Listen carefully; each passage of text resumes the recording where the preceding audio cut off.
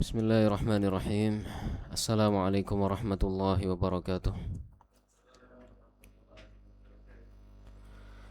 Innal hamdalillah nahmaduhu wa nasta'inuhu wa nastaghfiruh wa na'udzu billahi min shururi anfusina wa sayyiati a'malina. May yahdihillahu fala mudilla lahu wa may yudlil fala hadiya lahu. Ashhadu an la ilaha illallah wahdahu la syarika lahu wa ashhadu anna Muhammadan 'abduhu wa rasuluh. Sallallahu alaihi wa ala alihi wa sahbihi ajma'in. Amma ba'du. Para jamaah rahimani wa rahimakumullah. Alhamdulillah, malam hari ini kembali kita bertemu melanjutkan pembahasan tafsir kita dari kitab Al-Mukhtasar fi Tafsiril Qur'anil Karim. Masih pada ayat-ayat dari surat At-Tur. Pada pertemuan sebelumnya, di antara ayat-ayat yang kita baca adalah firman Allah Ta'ala di halaman 524. Ayat yang ke-21 dari surat At-Tur. Walladzina amanu wattaba'athum dzurriyyatuhum biimanin alhaqna bihim dzurriyyatahum wama alatnahum min amalihim min syai'. Orang-orang yang beriman dan diikuti oleh anak keturunan mereka dalam keimanan itu, alhaqna bihim dzurriyyatahum, maka anak keturunan itu kami ikutkan, kami sertakan dengan ayah ibu mereka dalam satu tingkatan derajat yang sama. Wama alatnahum min amalihim min syai', dan kami tidak mengurangi pahala mereka sedikit pun. Syekh Muhammad bin Shalih Al-Utsaimin rahimahullah, beliau menyebutkan keterangan bahwa wattaba'athum dzurriyyatuhum biimanin alhaqna bihim dzurriyyatahum itu tidak menunjukkan makna umum. Sehingga ini koreksi dari pernyataan yang sebelumnya disebutkan pada pertemuan kemarin. Kalau misalnya Nabi Adam alaihi salam, lalu umat manusia ini adalah anak keturunan beliau. Anak keturunan beliau dalam keimanan. Kalau dimaknakan umum berarti seluruh manusia itu akan berada pada satu derajat yang sama, satu tingkatan surga yang sama. Itu kalau maknanya umum.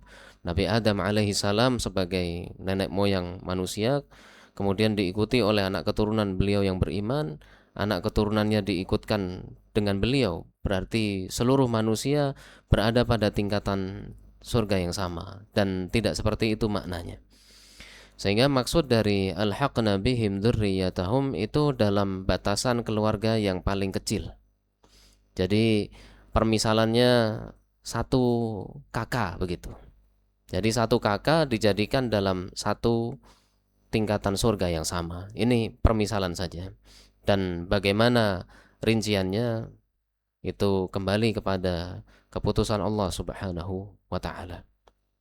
Sehingga kalau seperti itu maka masing-masing akan memiliki tingkatan yang berbeda-beda di surga, antara satu orang dengan yang lainnya, antara satu keluarga dengan keluarga yang lain.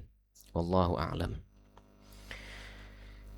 Kita lanjutkan di halaman 524 di ayat yang ke-32. Silakan. Fadhal.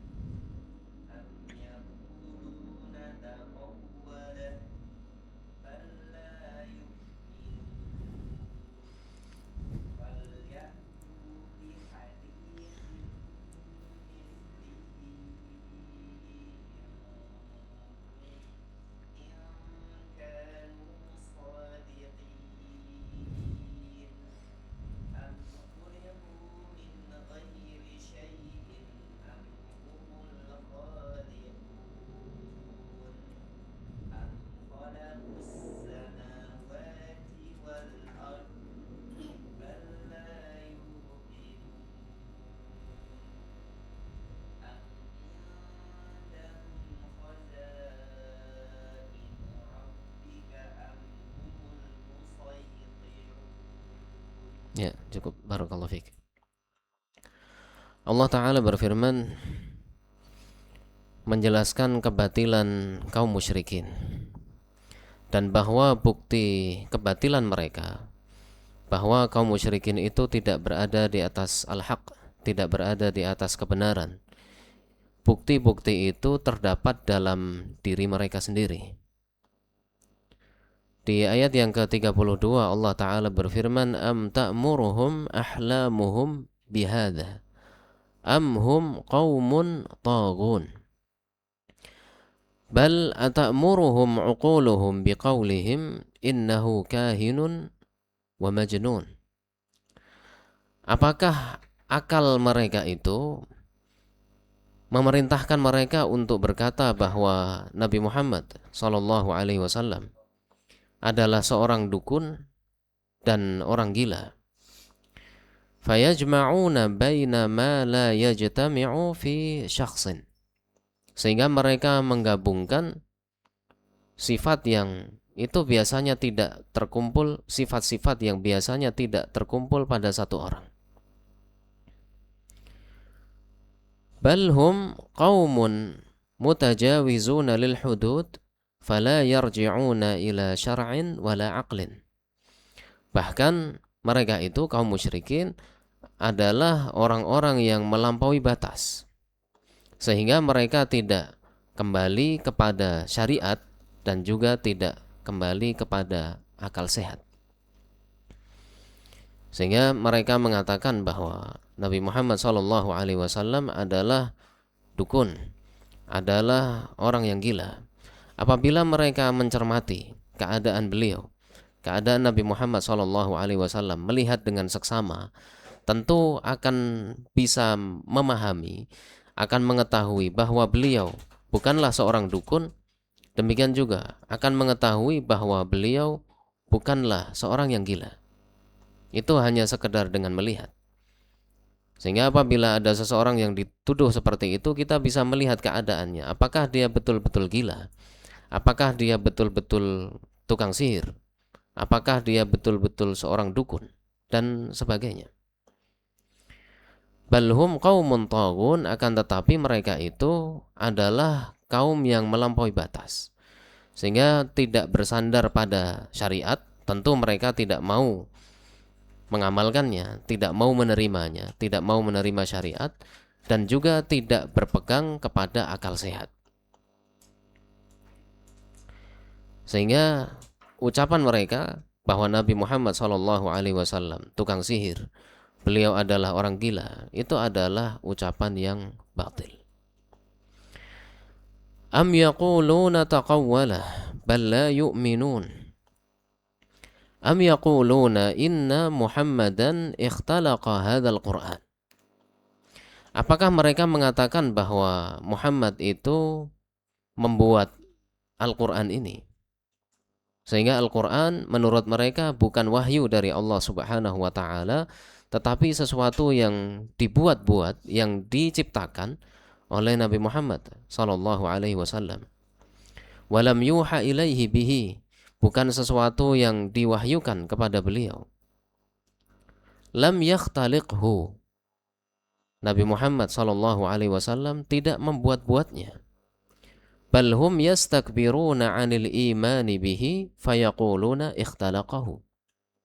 Akan tetapi mereka, kaum musyrikin itu menyombongkan diri dari keimanan terhadap beliau. Sehingga untuk mencari-cari alasan, mereka katakan bahwa Al-Quran itu buatan beliau, buatan Nabi Muhammad SAW, bukan wahyu menurut mereka. Di ayat berikutnya Allah Ta'ala menyebutkan tantangan bagi mereka. فَلْيَأْتُوا بِحَدِيثٍ مِثْلِهِ إِنْ كَانُوا صَادِقِينَ.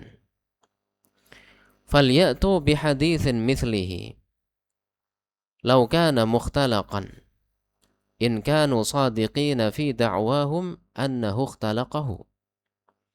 Kalau memang Al-Quran itu buatan manusia, kalau buatan manusia berarti orang lain bisa juga membuatnya. Hendaklah mereka mendatangkan yang semisal dengannya. kalau memang Al-Quran itu adalah buatan manusia. Jika mereka itu jujur dalam tuduhan mereka bahwa Nabi Muhammad SAW yang membuatnya. Dan tentu Al-Quran ini bukan buatan beliau. Ini adalah betul-betul kalamullah, firman Allah Subhanahu wa Ta'ala yang disampaikan kepada beliau melalui malaikat Jibril alaihi salam. Sehingga mereka tidak akan pernah bisa, tidak bisa dan tidak akan pernah bisa membuat yang semisal, yang serupa dengan Al-Quranul Karim. Fa in lam taf'alu wa lan taf'alu. Mereka tidak pernah bisa melakukannya dan tidak akan pernah bisa. Di ayat berikutnya Allah Subhanahu wa Ta'ala mengajak bicara kepada kaum musyrikin dengan menggunakan akal mereka. Am khuliqu min ghairi syai'in am humul khaliqun. Am khuliqu min ghairi khaliqin yakhluquhum am humul khaliquna li anfusihim. Apakah mereka itu tercipta, terwujud begitu saja tanpa ada yang menciptakan mereka? Atau mereka itu menciptakan diri mereka sendiri? La yumkinu wujudu makhluqin duna khaliq. Tidak mungkin ada makhluk, ada suatu ciptaan tanpa ada yang mencipta. Wala makhluqun wala makhluqin yakhluqu. Falima la ya'buduna khaliqahum. Dan tidak mungkin juga makhluk itu menciptakan dirinya sendiri. Kalau diketahui seperti itu, maka mengapa mereka tidak beribadah kepada Allah Subhanahu wa Ta'ala yang menciptakan mereka? Jadi kemungkinannya, apakah manusia itu ada dengan sendirinya tanpa ada yang menciptakan? Atau manusia itu menciptakan dirinya sendiri? Kemungkinan yang pertama itu salah. Kemungkinan yang kedua juga salah. Maka yang benar adalah kemungkinan yang ketiga, bahwa manusia ini diciptakan sehingga ada yang menciptakannya, yaitu Allah Subhanahu wa Ta'ala. Dan yang menciptakan itu hanya satu, yaitu Allah Ta'ala. Maka kalau yang menciptakan hanya satu, ibadahnya juga hanya ditujukan kepadanya saja. Sehingga kalau kita lihat sesuatu yang terbentuk dengan sendirinya itu adalah sesuatu yang tidak teratur. Misalnya ini gelas kaca, kemudian kita lempar. Atau pintu itu kita lempar, kemudian kacanya pecah. Kaca yang pecah itu tidak akan teratur. Tidak akan bisa berbentuk masing-masing persegi dengan ukuran 2x2 misalnya. Akan berbentuk tidak teratur. Itu sesuatu yang memang terjadi kalau kita bisa katakan dengan sendirinya begitu. Sedangkan manusia, demikian juga alam semesta, itu luar biasa keteraturannya. Menunjukkan bahwa manusia itu tidak tercipta dengan sendirinya, tapi ada yang menciptakannya. Begitu juga manusia tidak bisa menciptakan dirinya sendiri.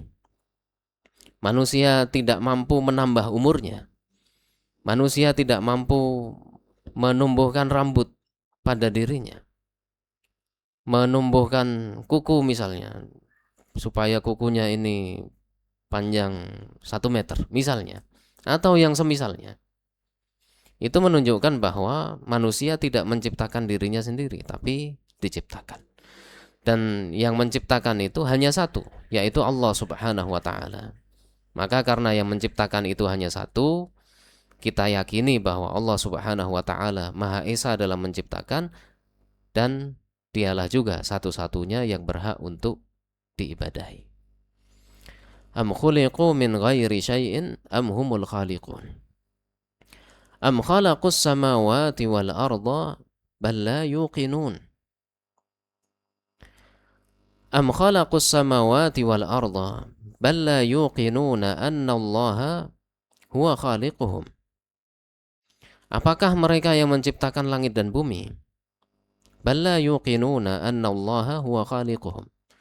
Bahkan mereka itu tidak yakin bahwa Allah Subhanahu wa taala adalah yang menciptakan mereka. Idz law ayqanu dzalik lawahhaduhu wa la amanu bi rasulih. Sebab apabila mereka itu yakin, maka mereka akan mentauhidkannya, beribadah hanya kepada Allah Subhanahu wa taala dan beriman kepada Rasulnya. Apakah kaum musyrikin, apakah manusia mereka yang menciptakan langit dan bumi? Tentu tidak. Yang menciptakan adalah Allah Subhanahu wa taala. Tapi bukti bahwa mereka mengakui bahwa Allah Subhanahu wa taala adalah satu-satunya yang menciptakan, itu tidak mereka lakukan. Jadi kaum musyrikin mereka tahu bahwa yang menciptakan alam semesta itu hanya Allah Subhanahu wa taala.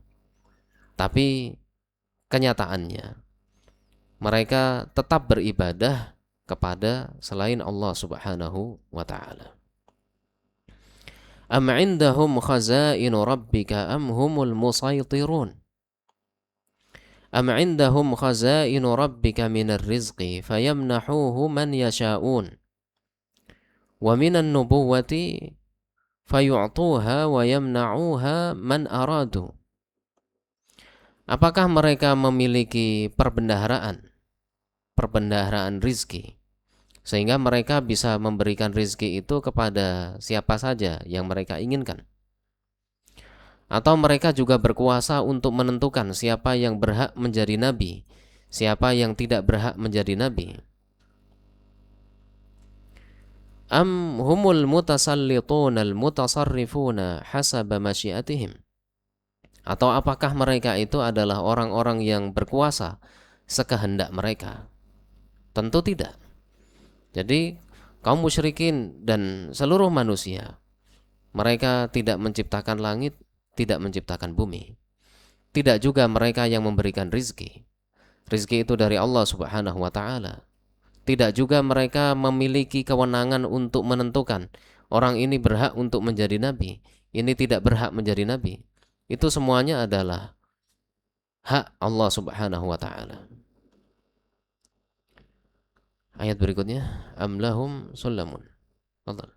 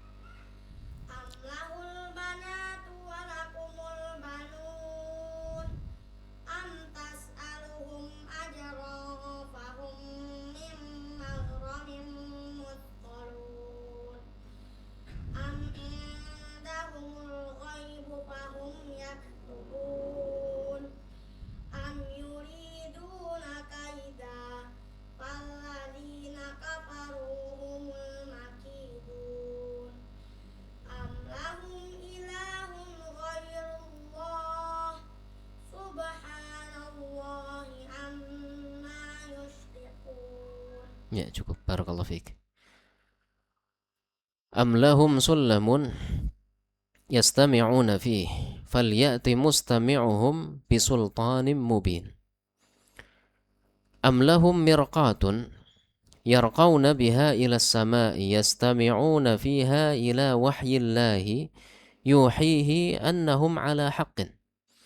Apakah mereka memiliki alat untuk naik ke langit, yang dengan sebab itu mereka bisa mendengar wahyu dari Allah Subhanahu wa ta'ala yang menyatakan bahwa mereka itu berada di atas kebenaran? Falyati man istama'a minhum ila dhalikal wahyi bihujjatin wadhihatin tusaddiqukum fima tadda'unahu min annakum ala haqqin.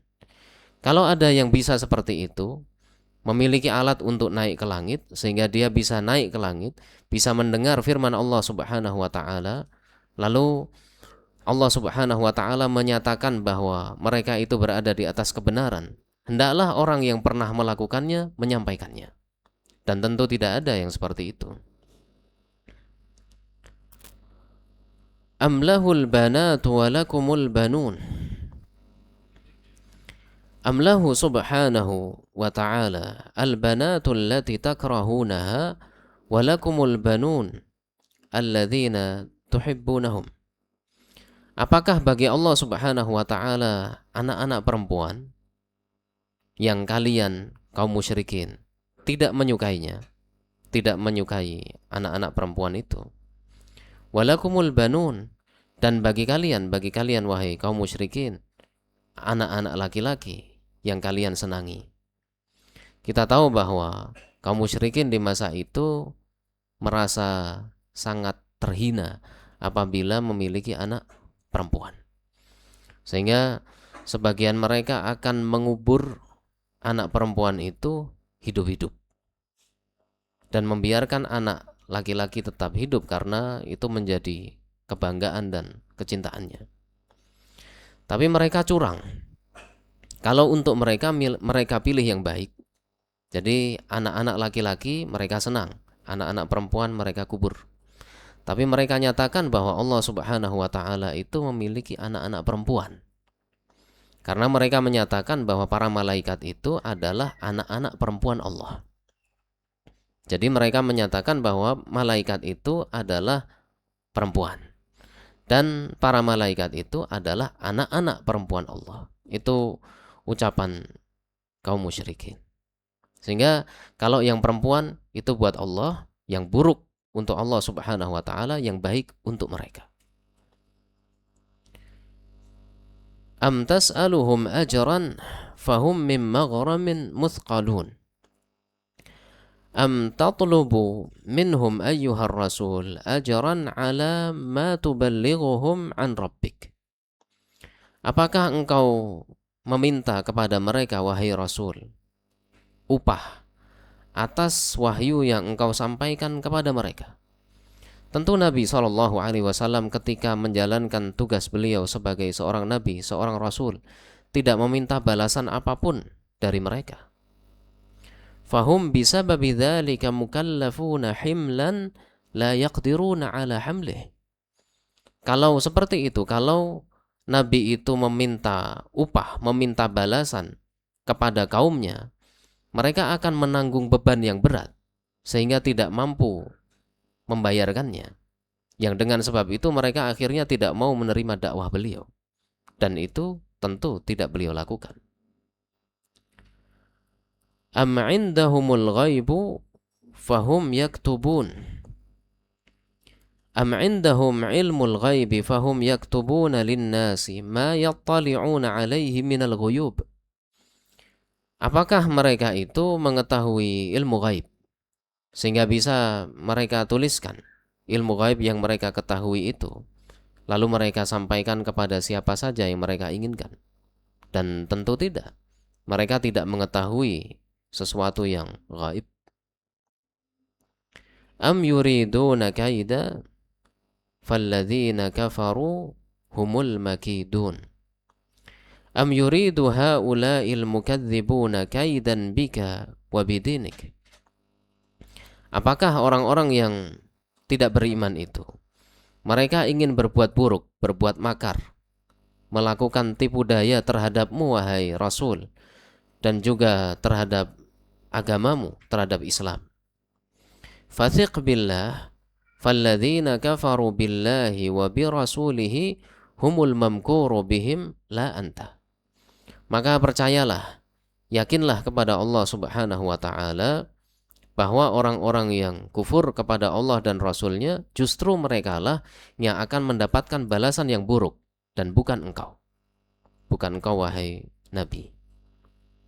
Sehingga apabila mereka ingin melakukan keburukan terhadap beliau, terhadap Nabi Muhammad SAW, atau terhadap Islam, maka pasti Allah Subhanahu wa ta'ala akan menjaganya. Dan justru akibat buruk itu akan kembali kepada mereka. Am lahum ilahun ghairullah subhanallahi amma yusyrikun. Am lahum ma'budun bihaqqin ghairullah. Apakah mereka itu memiliki sesembahan, memiliki Tuhan yang benar selain Allah Subhanahu wa taala. Tentu mereka memiliki Tuhan selain Allah. Tapi Tuhan selain Allah itu adalah Tuhan yang salah, Tuhan yang batil, yang tidak berhak untuk diibadahi. Dan hanya Allah Subhanahu wa taala satu-satunya yang berhak untuk disembah, satu-satunya yang berhak untuk diibadahi. Am lahum ma'budun bihaqqin ghairullah tanazzahallahu wa taqaddasa amma yansibuna ilaihi minasyarik.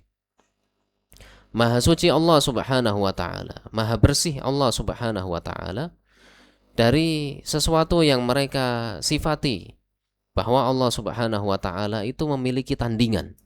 Ada yang setara, ada yang sama, yang serupa dengan Allah Subhanahu wa taala. Kita baca di dalam surat Al-Ikhlas, walam yakul lahu kufuwan ahad, dan tidak ada satupun, tidak ada apapun, tidak ada siapapun yang sama, yang serupa, yang setara dengan Allah Subhanahu wa taala.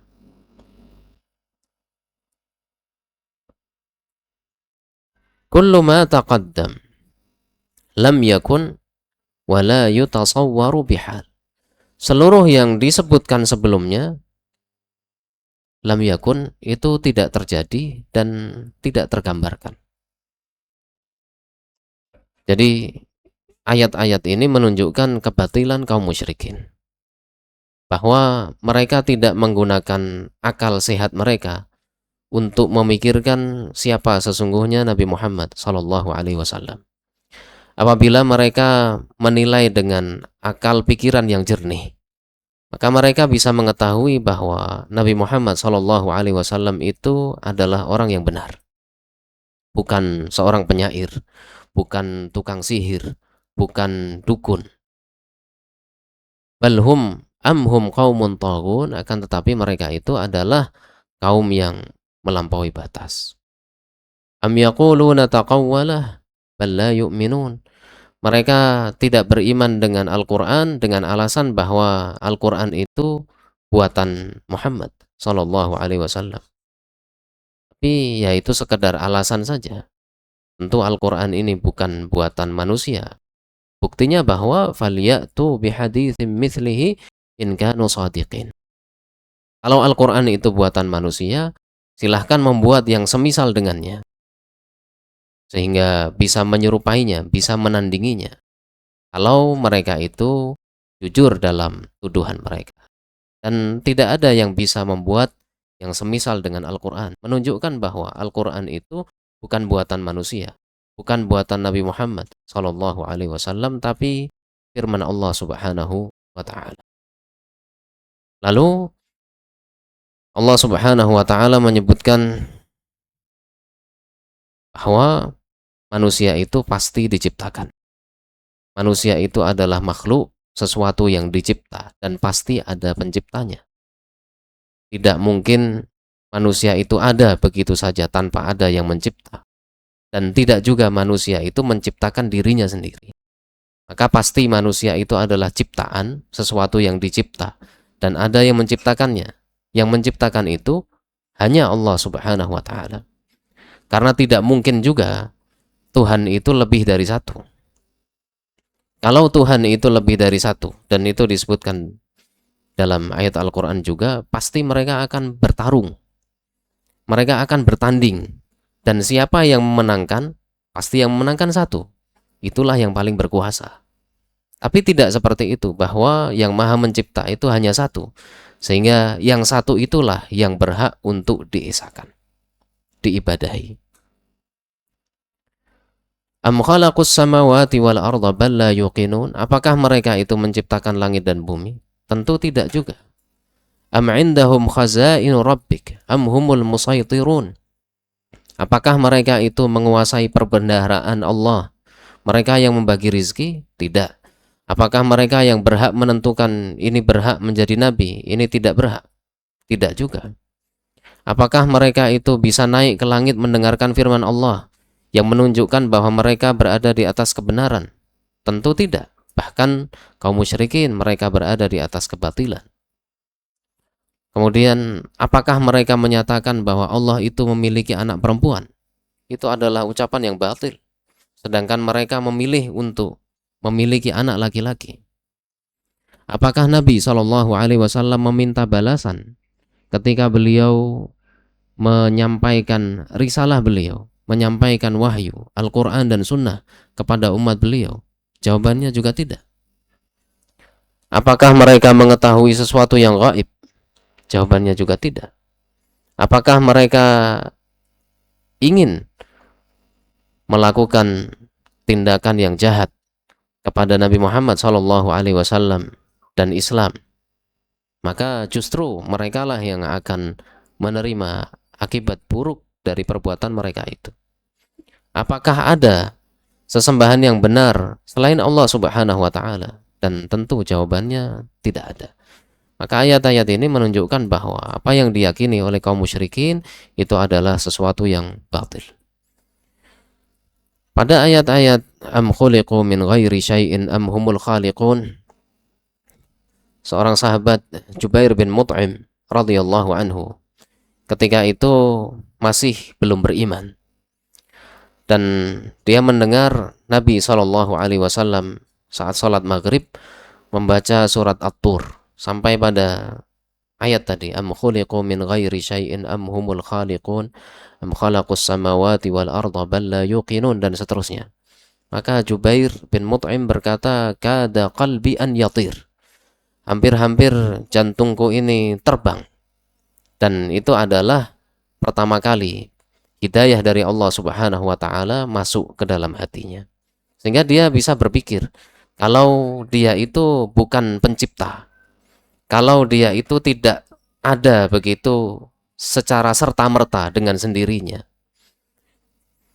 maka dia menyadari bahwa dia itu adalah makhluk dan ada yang menciptakan, Al-Khaliq, yaitu Allah Subhanahu wa taala, dan yang mencipta itu hanya satu, maka dialah satu-satunya yang berhak untuk disembah.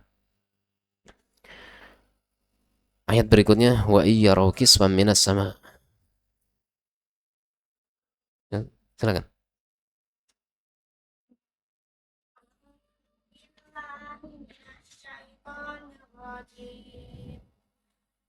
Wa iyyaraw kisfan minas sama'i saqitan yaqulu sahabun markum fadharhum hatta yura'umahum darhum hatta yura'u yawmahumul ladzi yawma yura'u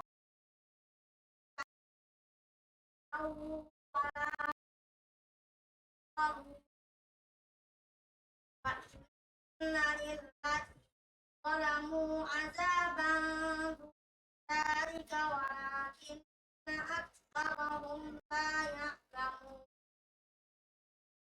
Wasbir li hukmi rabbika fa innaka bi a'yunina wasabbih bihamdi rabbika hina taqum wa minal layli fasabbihhu wa idbaran. Barakallahu fiik. Wa iyyaraw kisfan minas sama'i saqitan yaqulu sahabun markum. Wa iyyaraw qit'an minas sama'i saqitatan yaqulu anhu hadha sahabun mutarakimun ba'duhu 'ala ba'din kal'adah fala yatta'iduna wa la yu'minun. Apabila mereka melihat potongan-potongan langit itu jatuh, maka mereka akan mengatakan bahwa ini adalah tumpukan-tumpukan awan, sebagiannya berada di atas yang lainnya seperti biasanya. Fala yatta'iduna wa la yu'minun, mereka tidak mengambil pelajaran dan tidak beriman. Apabila Allah Subhanahu wa taala tampakkan kuasanya, Allah uji dengan musibah, mereka hanya menyatakan bahwa ini sesuatu yang biasa saja terjadi. Mereka tidak melihat hikmah di balik musibah, di balik sesuatu yang mengerikan yang Allah Subhanahu wa taala tampakkan itu. Sehingga dengan sebab seperti itu, maka tidak menjadi jalan bagi mereka untuk beriman kepada Allah Subhanahu wa taala.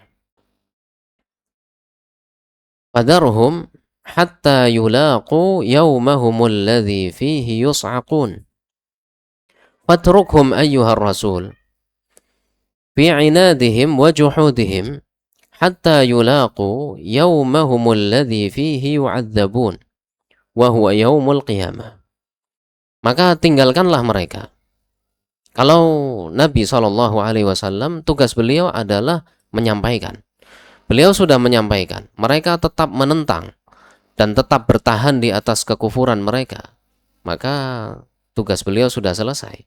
Allah perintahkan tinggalkanlah mereka dalam sifat mereka yang menentang, sifat mereka yang penuh dengan pengingkaran, sampai mereka bertemu dengan hari ketika mereka diadab, yaitu hari kiamat.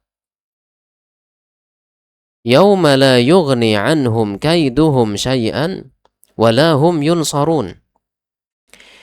Yauma la yughni anhum kaiduhum syai'an qalilan aw katsiran wala hum yunsaruna biinqadhihim minal adzab.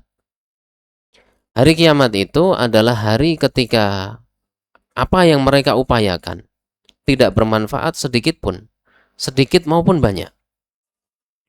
Dan mereka juga tidak ditolong sehingga bisa diselamatkan dari azab. Apapun yang dilakukan oleh manusia pada hari kiamat itu tidak lagi bermanfaat. Mau beramal soleh, mau bagaimana, tidak ada yang bermanfaat di saat itu.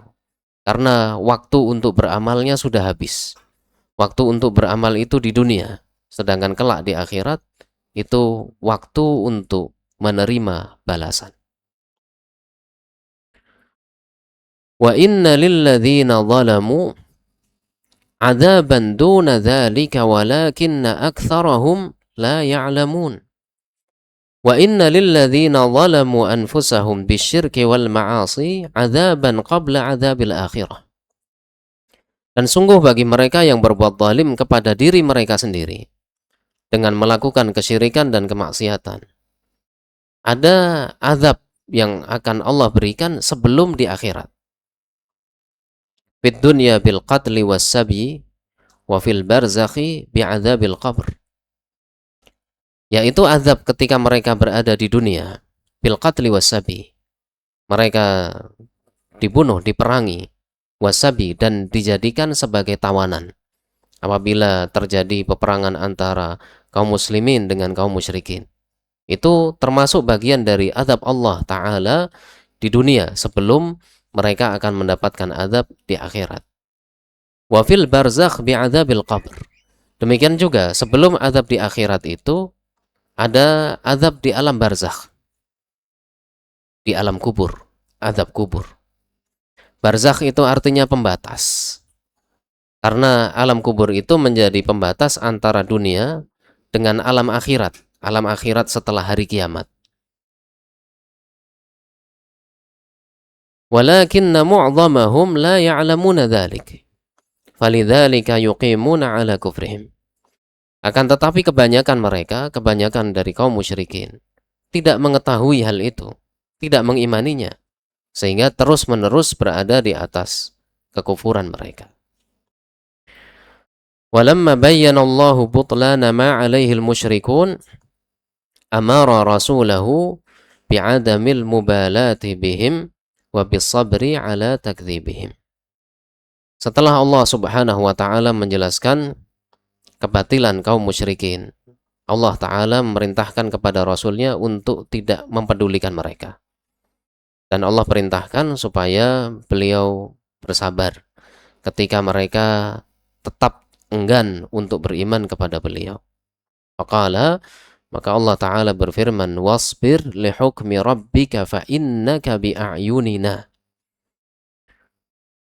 wasabbih bihamdi rabbika hina taqum. Wasbir ayyuhar rasul liqada'i rabbik wa lihukmihi syar'i. Dan bersabarlah wahai Rasul terhadap keputusan Rabbmu dan terhadap hukumnya yang syar'i. Sehingga sabar itu artinya seseorang menahan diri, seseorang mengendalikan diri, terhadap hukum Allah Subhanahu wa taala. Mengendalikan diri terhadap hukum Allah. Hukum Allah itu ada dua. Hukum yang bersifat kauni dan hukum yang bersifat syar'i. Hukum yang bersifat kauni itu adalah keputusannya, ketentuan Allah Subhanahu wa taala, takdirnya. Sehingga sabar dalam bentuk ini adalah sabar ketika diuji dengan musibah.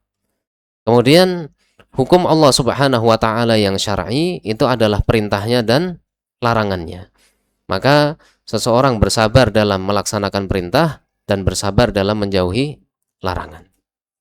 Itu tiga bentuk kesabaran yang terangkum dalam pengertian sabar, bahwa sabar itu menahan diri terhadap hukum Allah Subhanahu wa taala.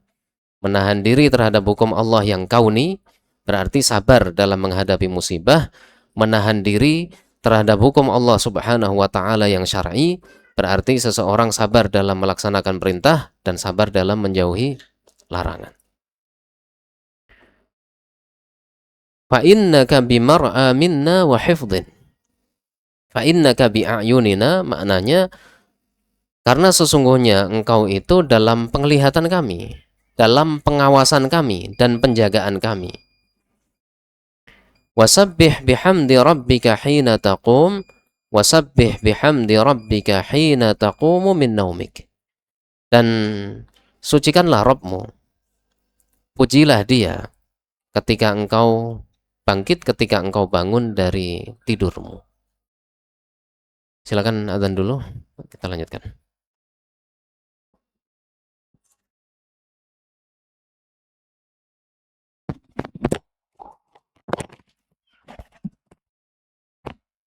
Allahu Akbar, Allahu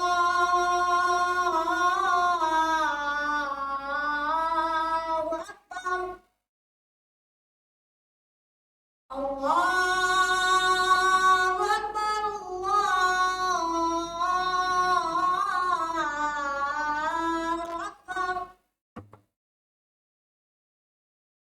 Asyhadu an la ilaha illallah.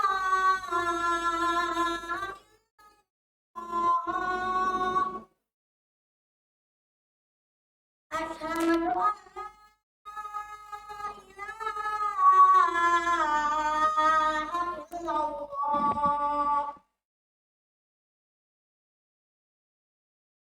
Asyhadu anna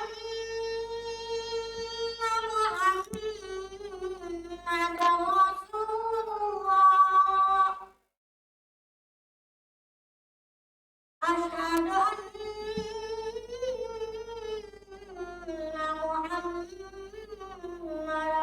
Rasulullah. Hayya 'alas shalah.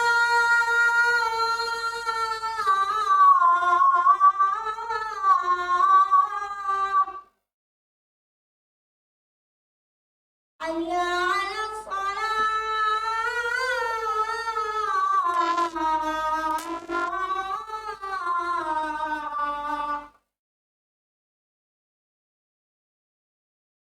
Hayya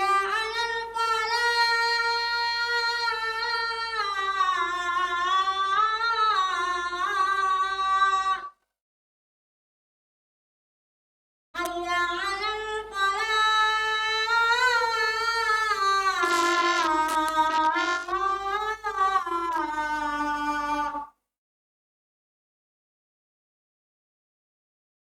Allahu Akbar, Allahu Akbar. La ilaha illallah.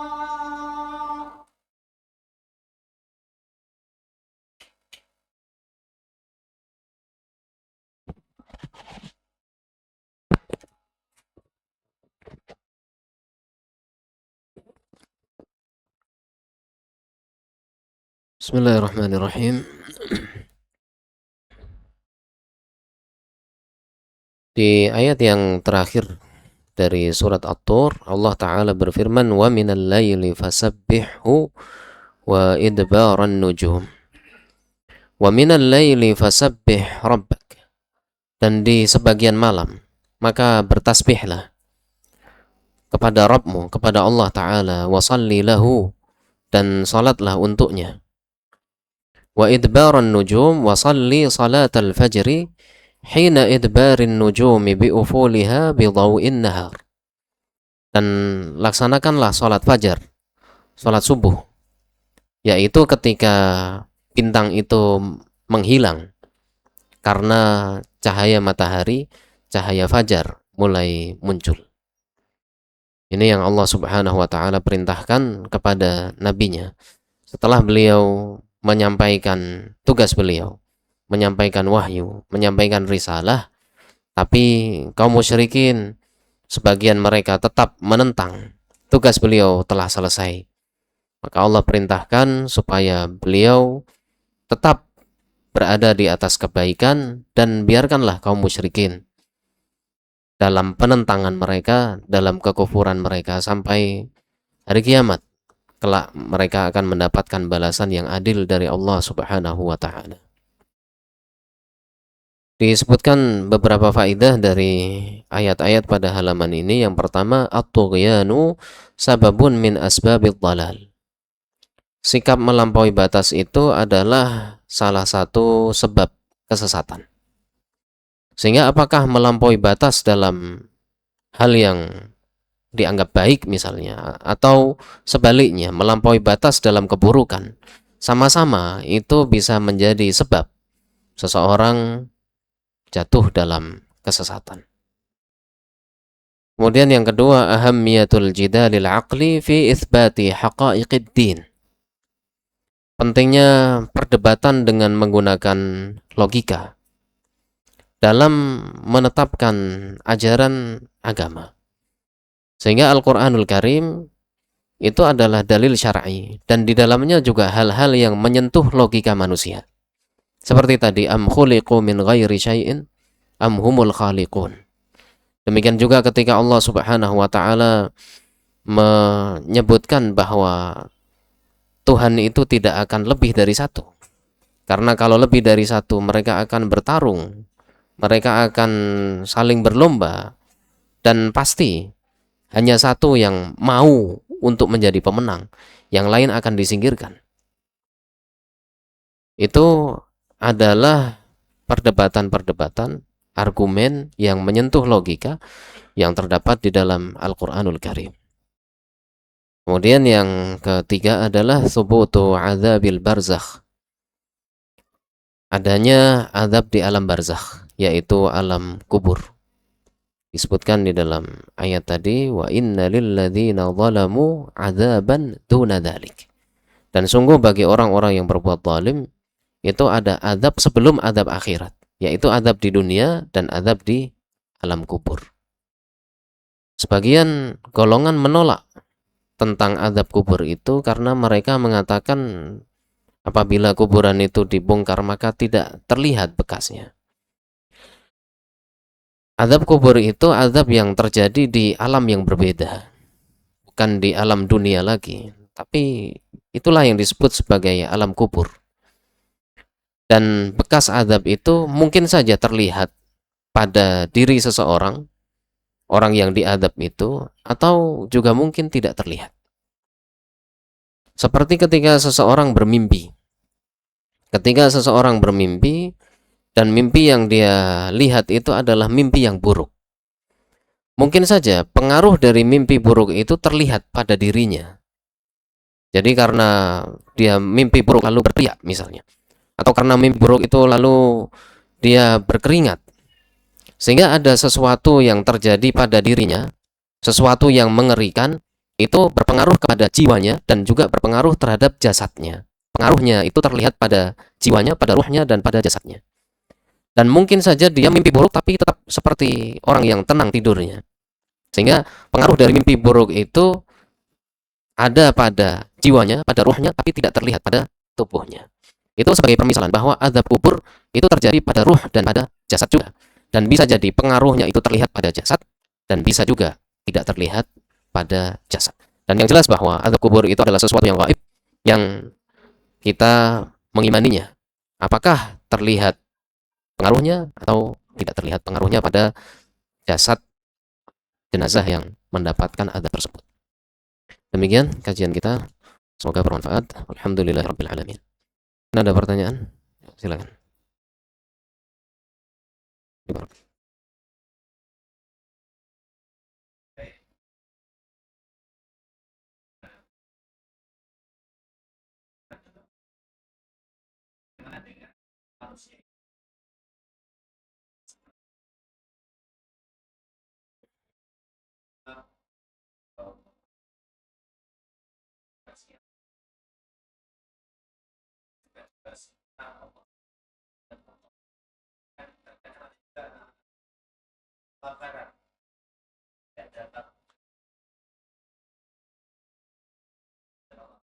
Barakallahu fiik. Ketika Allah Subhanahu wa taala menciptakan sebagian manusia dalam wujud yang tidak sempurna, memiliki cacat dengan berbagai bentuknya. Atau ketika Allah Subhanahu wa taala menguji sebagian orang, sebagian anak dengan kelaparan dan sebagainya. Tentu pasti itu dengan hikmah Allah Subhanahu wa taala dan keadilannya. Dan di saat Allah Subhanahu wa taala menciptakan seseorang itu dengan kekurangan, maka Allah Subhanahu wa taala akan tambahkan kesabaran pada orang itu. Sehingga kita bisa melihat bahwa ada orang yang tidak sempurna, maksudnya tidak lengkap begitu, tidak lengkap jasmaninya. Bersamaan dengan itu dia masih tetap mampu untuk bertahan hidup.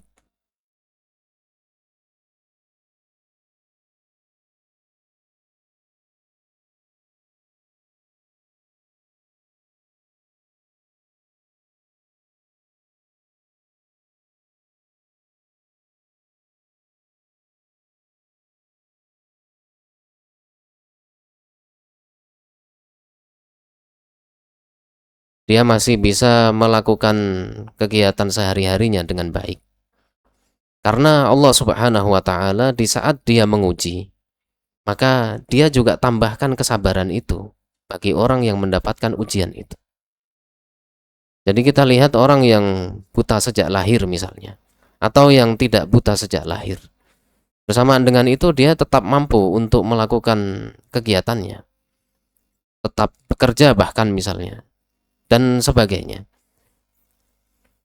Kalau kita ditanya, apakah kira-kira mampu jika diuji seperti itu? Mungkin kita akan menjawab, kayaknya sulit, kayaknya berat.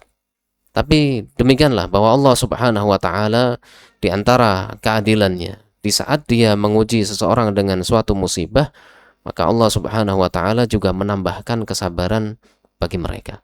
Dan itu disebutkan di dalam sabda Nabi sallallahu alaihi wasallam, "Innallaha anzala minas sabri ala qadril bala." Sesungguhnya Allah Subhanahu wa taala itu menurunkan kesabaran sesuai dengan kadar musibah yang ditimpakan kepada seseorang.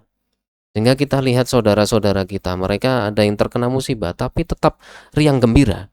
Bahkan orang yang melihat menangis tapi mereka justru dalam keadaan seperti biasa-biasa saja. Itu diantara sebabnya karena Allah Subhanahu wa taala menambahkan kesabaran bagi mereka. Dan pasti di saat ada ujian seperti itu, di saat Allah Subhanahu wa taala menciptakan makhluknya dalam bentuk seperti ini, dalam bentuk seperti itu, ada kekurangan, itu pasti dengan hikmah Allah Subhanahu wa taala. Dan di balik itu bisa jadi adalah sebab Allah taala mengangkat derajat orang yang diuji itu, sehingga musibah itu menjadi sebab kemuliaannya di hadapan Allah taala. Wallahu a'lam. Demikian. Ya, silakan.